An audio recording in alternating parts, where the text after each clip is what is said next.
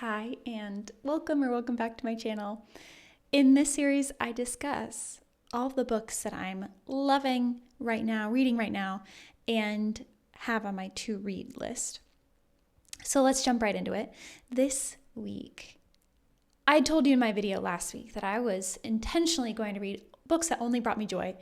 And look, I'm going to be honest with you, I did not succeed in doing that. Let's call it like a 50-50 success rate. So I truly adored, but definitely did cry through Poets Square. This is the book that I mentioned in last week's video about a woman who moves into a home in Tucson, Arizona, and the home is full of, well, not the home itself, but the area around the home is full of 30 feral cats. So she embarks upon this really beautiful, poignant, challenging journey to rescue cats in her new hometown. And I loved this book. I was looking for a book that was pure joy and love about cats being cute and furry. If I'd really wanted that, I probably should have just watched YouTube videos about cats.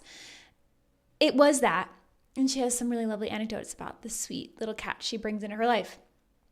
Here's the kicker though. This book was about so much more than cats.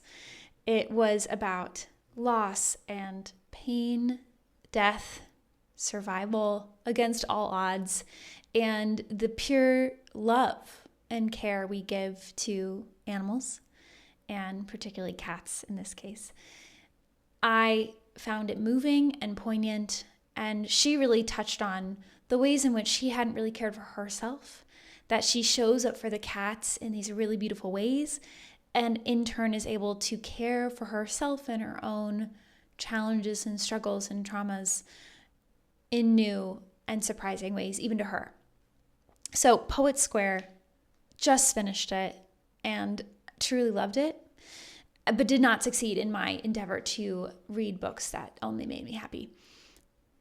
So take that with a grain of salt. Second book that I finished this week, I did finish ISABELLA NAGG and the Pot of Basil. I was early days into it when I last told you about it. And it took, I would say, a surprising turn in the middle. That if you've read the book, jump in the comments and tell me you know what you know. Because there, in the middle, it was a pretty distinct moment where suddenly I'm like, I'm reading a different book than I thought I was reading. Not in a bad way, but in a surprising way. So the plot took an interesting twist. And the Pot of Basil, here in the title, was far more nefarious than I gave it credit for, and it turned extremely murdery at the end, which I won't spoil for you if you choose to read this book, but did catch me off guard. Humorous footnotes, did love that about the book, and really quick read too. So did enjoy ISABELLA NAGG and the Pot of Basil, did not cry, which I'm going to consider a win for myself this week. Last, to wrap things up, what I'm going to be reading next. Maybe you've read it. Maybe you've read it a lot. Tuck Everlasting by Natalie Babbitt. She originally released this book in the 1970s, and I have read and reread this book countless of times. I have watched the movie that has an absolute chokehold on my imagination countless times. The Alexis Bledel movie that came out in like 2003. I actually wrote a little bit about the nostalgia I have for summer that directly ties to this movie on my Substack. So you should go check that out. There's a link in the comments. And Tuck Everlasting just exudes summer for me.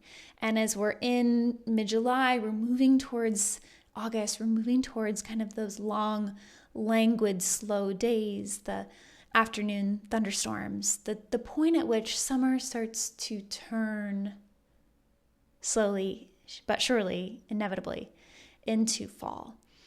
Tuck Everlasting for me is that evocative moment as July turns into August and the wheel of time continues.